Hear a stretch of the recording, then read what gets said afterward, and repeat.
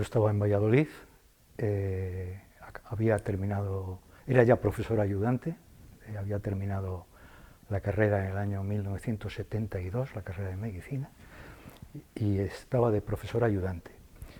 Y un buen día apareció por la Facultad de Medicina de Valladolid una persona muy importante de Santander, Segundo López Vélez, que fue el creador del Centro Médico Nacional Marqués de Valdecilla. Y la idea era que, como se había hecho una facultad de medicina, traer profesores que iniciaran los estudios de medicina. Y ahí había un catedrático joven, José Luis Ojeda, que me animó a mí y a otra persona, al doctor Urlé, que estábamos con él, y dijeron, nos vamos a Santander. Dice, pues adelante, adelante. Y entonces yo dejé la Facultad de Medicina de Valladolid, donde tenía, pues, en fin, mi futuro. Yo ya había decidido eso al lado del profesor Gómez Bosque, a quien he admirado toda la vida, y es mi maestro. Y bueno, nos vinimos aquí. Y empezamos de cero. Y decir de cero es absolutamente de cero. Simplemente lo que traíamos era entusiasmo y ganas. Y bueno, pues colaborando con Ojeda en sus años iniciales, pues yo fui haciendo también mi propia carrera académica. ¿Cómo era esto? ¿Qué te encontraste cuando llegaste aquí, ¿no? Pues mira, no había nada. Lo único que sí encontré es una colaboración extraordinaria en el entonces gestor de la universidad, porque no existía rector todavía, y en el doctor López Vélez. Había que hacer la Facultad de Medicina y ellos no sabían cómo hacerla, ¿no? Entonces, pues nosotros nos pusimos manos a la obra y sobre unos planos viejos que había imitando la Facultad de Medicina de Málaga, que se estaba haciendo, se hizo aquí la Facultad de Medicina de Cantabria. Pero eso tardó 2 años en hacerse. Se inaugura en el año 75. Y aquí estamos ya en el año 73 trabajando con estudiantes. ¿Dónde? Pues inicialmente dábamos clase en el Paraninfo de las Llamas. Y dábamos clase luego al año siguiente en la Facultad de Ciencias, donde nos dejaron unos locales. Y en esos locales de la Facultad de Ciencias montamos una sala de disección pequeña y un pequeño laboratorio, donde bueno, conseguimos una beca.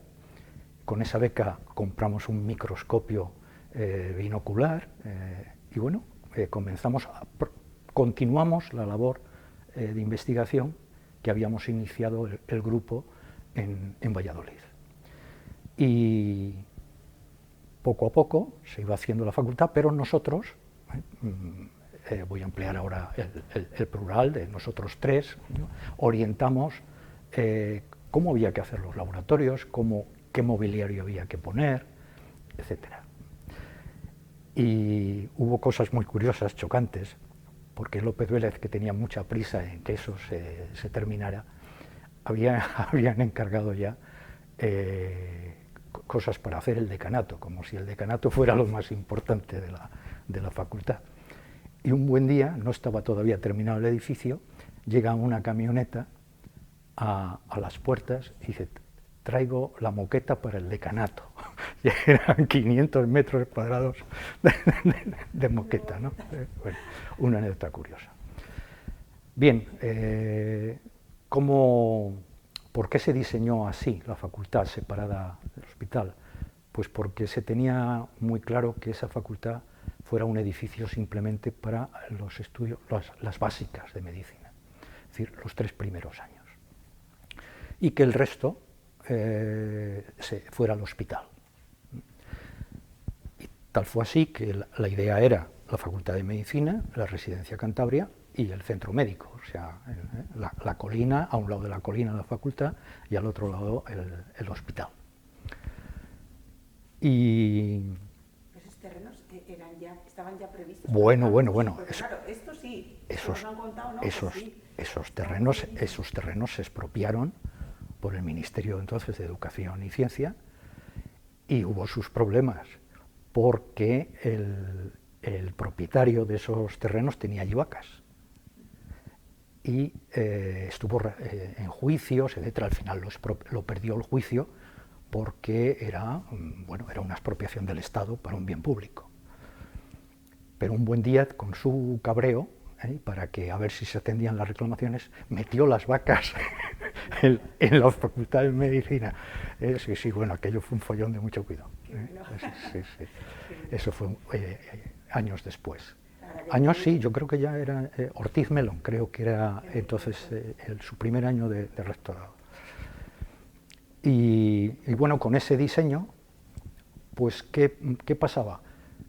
Que las primeras plazas de profesores eran de básicas. Porque, bueno, primero había que cubrir los 3 primeros años. ¿Dónde cogerlos?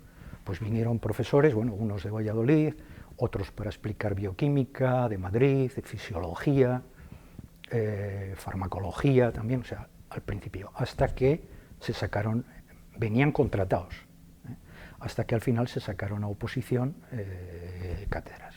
Y entonces llegaron profesores como, por ejemplo, Miguel Lafarga, luego llegó Jesús Flórez, en fin, profesores que fueron llenando las otras disciplinas de las básicas. Y algunos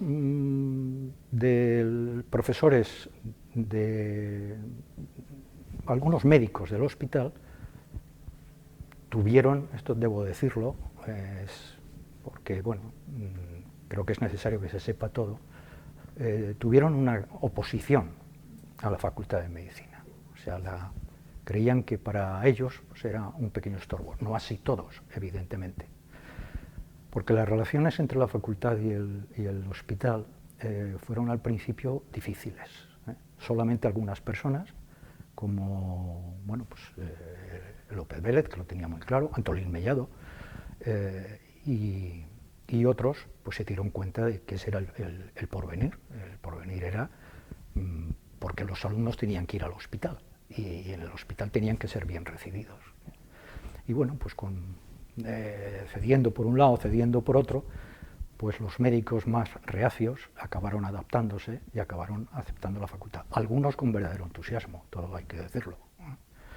Por ejemplo, una persona excelente que no venía de la profesión universitaria, pero al que los alumnos adoraron siempre fue el doctor Leno Valencia, que era el jefe de servicio de medicina interna en Valdecilla. De hecho, no entenderíamos, ¿no?, la evolución de Valdecilla hoy en día sin la facultad cercana, ¿no? Que se entiende rápido ahora, claro, sí, después del tiempo. Claro. Entonces, claro. No, entonces fue una época, y además, como fueron cambiando las leyes, la relación fue cambiando. Hubo profesores que inicialmente tenían también un puesto en el hospital. Luego, casi todos ellos dejaron su puesto en el hospital y se incorporaron simplemente como profesores de universidad. Pero eso pasó años después, pasó ya en los años 80, cuando se hace la LRU, cuando también sale la ley de incompatibilidades, y entonces pues hay que decidir, etc. Y en esa segunda época, los años 80, a partir de la LRU y a partir de la Ley General de Sanidad, que creó muchos conflictos universitarios, y ahora lo puedo explicar muy sencillamente. Las universidades tenían sus propios hospitales, los hospitales de la Diputación. Por ejemplo, la Facultad de Medicina de Valladolid tenía el Hospital Provincial, la de Salamanca igual, la de Granada igual.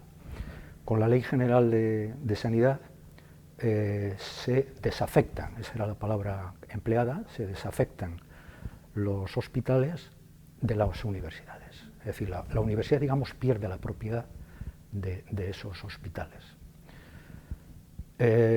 Consecuencia, claro, hay una ruptura tremenda, las universidades reaccionan diciendo, oiga, esto era nuestro, no puede pasar así como así al sistema general de salud, ¿no? Pero bueno, los hechos se fueron acumulando y la realidad hay que irla aceptando. Pero esos años fueron tan complicados que incluso hubo manifestación de decanos de facultades de medicina delante del Ministerio de Sanidad en el Paseo del Prado, en Madrid, con pancartas y todo. Fue una época, ya digo, de mucha tensión. Es cuando se crea, también para solucionar el problema de los profesores clínicos, es decir, que podían ser profesores numerarios, no solamente médicos que daban clase, la figura del profesor vinculado, que tanta historia ha arrastrado y tantos problemas. Y el profesor vinculado es como la varita mágica para, con la ley de incompatibilidades en la mano, resolver que hay un puesto de trabajo con dos funciones. Es decir, la función docente universitaria y la función asistencial en el hospital. Y bueno, como muchas personas vieron reducido su sueldo, porque estaban cobrando dos sueldos en los dos sitios, pues hubo muchas protestas. Aunque las protestas venían más por la idea conceptual general, es decir, ustedes nos han robado. Las universidades sintieron eso. Luego la realidad pues se va imponiendo y la verdad es que las cosas no tenían otra solución razonable.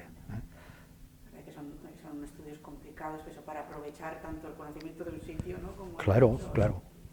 Y luego también, una cosa, había también recelos entre médicos del hospital y la universidad hasta que empezamos a establecer colaboraciones de trabajo y se dieron cuenta de la ventaja que tenía el tener otras fuentes de información que también les ayudase en la clínica. Y los básicos también nos interesó muchísimo la experiencia de los clínicos.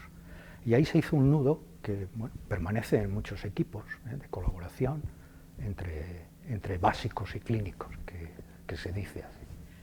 Hablamos también con José Carlos Gómez Sal, pues que también le pasó más o menos lo mismo, ¿no? Cuando aterrizó aquí en la Facultad de Ciencias, que al final eso que era en principio una debilidad, ¿no? Porque llegabais aquí sin nada, sin profesorado, sin estudiantes, sin edificio, lo convertisteis en una oportunidad, ¿no? Para edificar el centro que vosotros quisisteis. Efectivamente, sobre unos planos base, digamos que incluso cambiamos el tamaño de pasillos, cambiamos todo el mobiliario tal, aunque venía evidentemente, era el ministerio quien lo traía, pero nosotros aportamos ideas para decir, no, queremos este tipo de mueble, queremos tal, en los laboratorios. Y de aquellos años llegamos a una facultad de medicina que tiene de gran prestigio en España, ¿no? Que nunca ha tenido problemas de alumnado, desde luego. ¿Cuál crees que han sido las claves para que esa facultad sea hoy lo que es? Bueno, yo creo que en principio sus profesores. Yo creo que la clave de la enseñanza es el profesor. No son los métodos ni son los planes de estudio, eso es secundario. O sea, la clave es el profesor. Profesores que sepan, que enseñen lo que saben, pero que también sepan enseñar lo que saben. Que eso a mí me parece fundamental. Lo sabía en la Facultad de Medicina y luego un tema muy importante fue, que planteó bastantes conflictos, fue el numerus clausus. El numerus clausus se impone aquí por primera vez en toda España, en la Facultad de Medicina. No, miento, en la Autónoma de Madrid ya se había puesto. Eso creó enormes conflictos, tensión social, porque claro, muchos padres decían, ¿cómo no va a entrar mi hijo en la Facultad de Medicina de aquí? Tiene que marcharse fuera, cuando lo mejor que puede hacer un estudiante universitario es marcharse. Sí, efectivamente, estamos de acuerdo. Y pero hay contextos en los que... Claro, y en principio un número de 80. Luego se pasó a 90. Bueno, al final con los años a 120, que me parece que es por donde están ahora las cosas. Han cambiado un poco. Pero eso fue un choque tremendo. Voy a contar una anécdota. Yo entonces, en el año 83 fui decano por primera vez en la facultad, muy jovencito. Sí, ¿verdad? Sí. Y en el año aparece con el numerus clausus la matrícula de los estudiantes y hay un señor que se acerca por el decanato diciendo, soy fulano de tal, no voy a decir su nombre evidentemente, un médico afamado de aquí. Y digo, ¿cómo es que mi hijo no puede entrar? Digo, no puede entrar, no es que no entre, es que la ley lo dice, aquí hay unos números, hay unas notas. Esto es incomprensible, es como para sacar una pistola. Habían años duros, ¿eh? Eran años duros, había que pelear, y sobre todo había que explicarlo a gente que no quería admitir razones. Luego también, como había números clausus, era justo que hubiera convocatorias límite, porque, claro, lo que no podía, había estudiantes que estaban ahí, vamos, ha habido algún estudiante que ha estado 15 años o 16 en la Facultad de Medicina, y terminó al final, Pero claro, lo que no puedes es estar con tapones por este tipo de estudiantes que no progresan de curso en curso y estar cerrando la puerta, la llave, ¿no? ¿Cuál crees que en estos años, ¿no? cuáles han sido los hechos así más destacados dentro de la facultad, dentro de todos estos cargos, ¿no? que has desarrollado, decano, director de departamento? Sí. ¿Y cómo ves hoy la facultad también? Bueno, te voy a contar una cosa antes interesante, y es que hubo una época cuando se crea la Facultad de Historia, la Facultad de Filosofía y Letras, la sección de Historia aquí, y empiezan a venir profesores, bueno, Ramón Teja, José Ángel García de Cortázar, etcétera, y otros que están en mi memoria, pues se quedan en la Facultad de Medicina. Y en la Facultad de Medicina, en el edificio, tienen sus despachos. Lo contó Ramón el otro día, ¿cierto? No lo recordaba. Tienen sus despachos, sí, porque ellos no tienen edificio y porque nuestro edificio de Facultad de Medicina no estaba lleno todavía, porque había departamentos que los profesores estaban en el hospital. Y consecuencia de eso había una parte vacía y ellos la ocuparon. Sobre todo ocuparon en la tercera planta, la zona que hoy es el departamento de Fisiología y Farmacología. Y aquello, bueno, fue una experiencia muy interesante. Primero, porque nos conocimos y creamos un ambiente universitario, o sea, de intercambio de ideas, a la hora de tomar café, no solamente hablábamos cada uno de nuestras cosas entre nosotros, sino que nos dábamos cuenta de otra realidad, o sea, una universidad como debe de ser. Que pretendían estos espacios, de ¿no? intercambio. Eso es, el intercambio entre disciplinas, sí. Que siempre es muy enriquecedor. Y bueno, sí que me preguntabas algo sí. sobre mis... Los años en los que fuiste decano, ¿cuáles te parece que fueron los hechos más así, destacados durante? Bueno, mira, el primero, yo fui decano del 83 al 85, en el 85 dimití, era la cuestión de la creación de los estatutos, los primeros estatutos de la universidad, con motivo de que la ley de reforma universitaria, la LRU, pues había impuesto que las universidades hicieran sus estatutos. Y bueno, fueron unas reuniones multitudinarias en el aula magna de la Facultad de Medicina, muy interesantes, unos debates muy interesantes, pero bueno, con las que yo personalmente no estaba muy de acuerdo. Creo que había bastante demagogia en muchas cosas y bueno, pues dimití. Yo no estoy dispuesto a ser decano con unos estatutos así.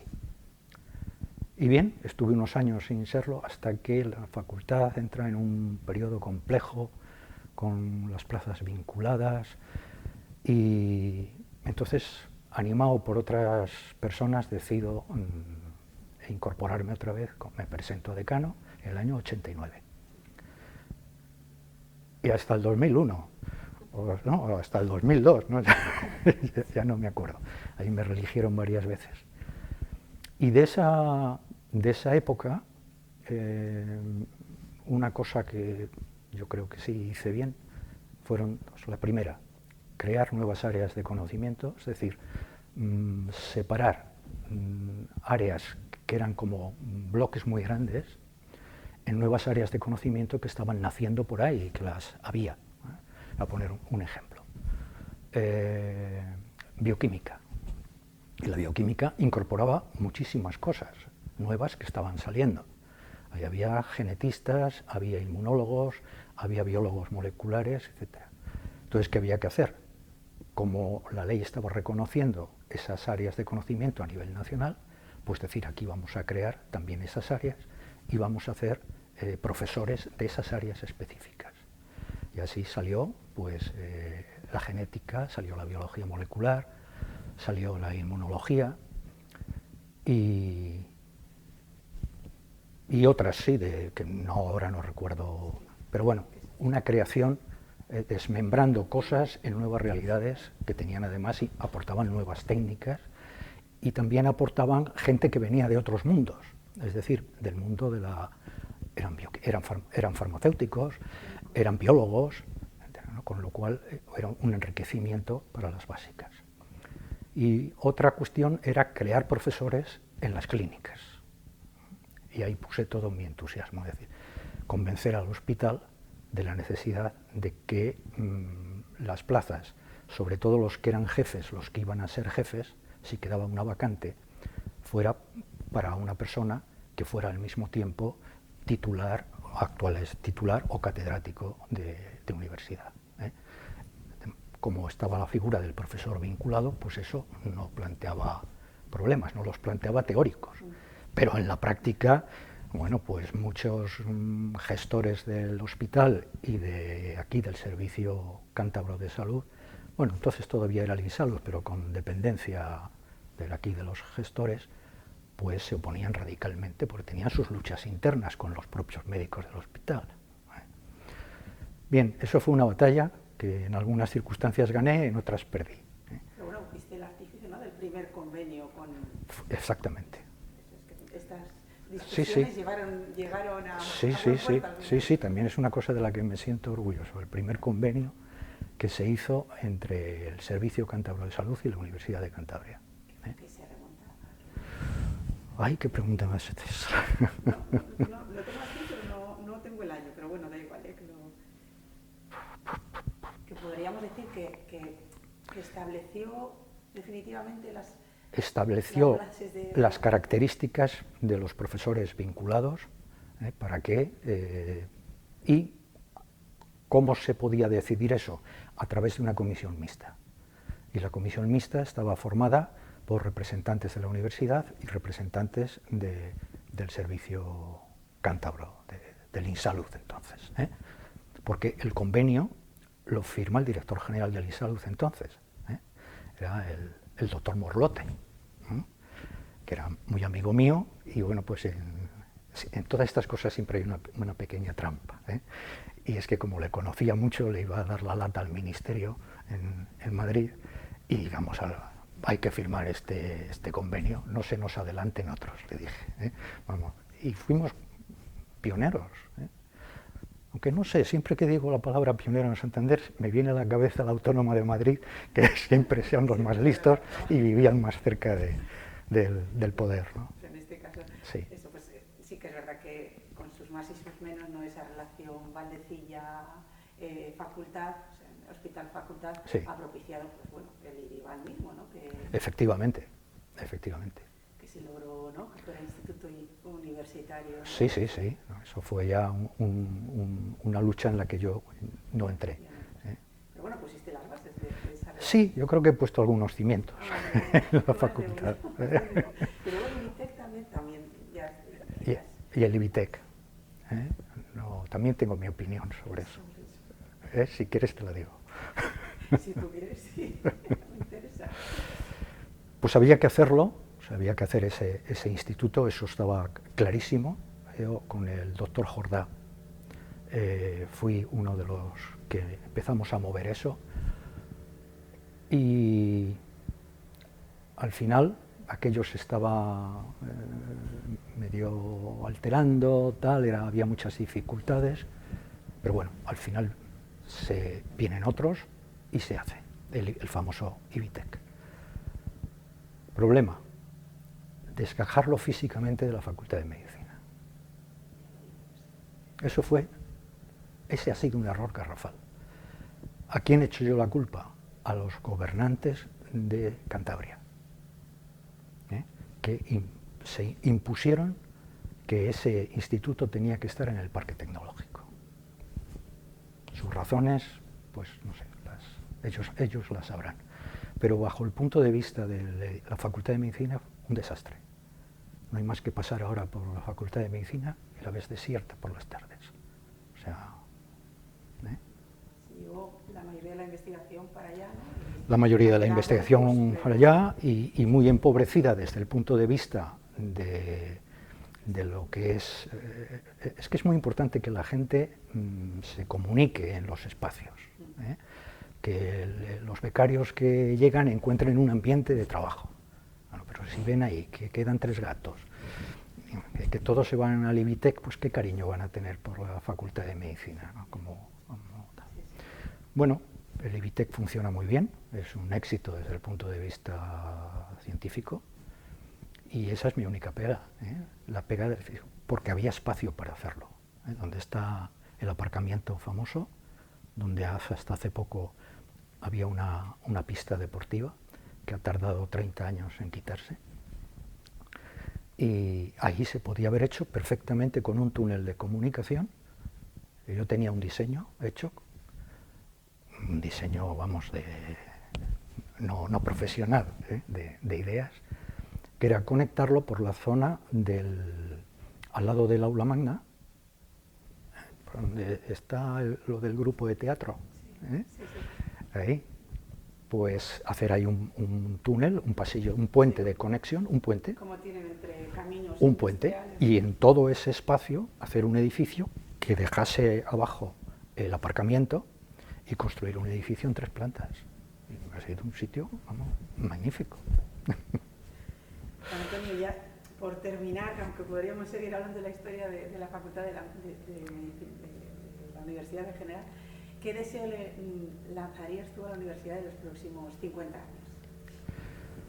Mi deseo, que sepa seleccionar a sus profesores,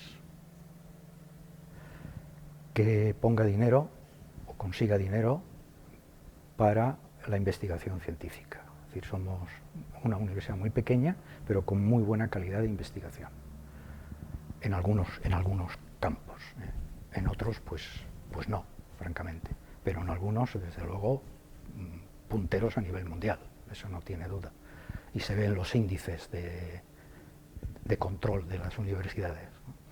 Pero sobre todo que se preocupe de seleccionar a los profesores, y para eso necesariamente hay que cambiar las leyes. Con las actuales leyes en la mano eso no se puede lograr, porque hay una endogamia tremenda, se sigue reciclando y al final simplemente te pones en la cola y llegas. Lo que no os encontrasteis vosotros, ¿no? Cuando No, aquello, claro, no. Que no había nada. Entonces, y gestores que tengan entusiasmo, fuiste tú ahí, ¿no? Para empujar ahí. Bueno, Antonio, yo creo que perfecto, pero nos has contado, Bueno, nos has hecho ahí la pincelada de pues, aquellos inicios de la facultad y nada, pues muchísimas gracias a ti.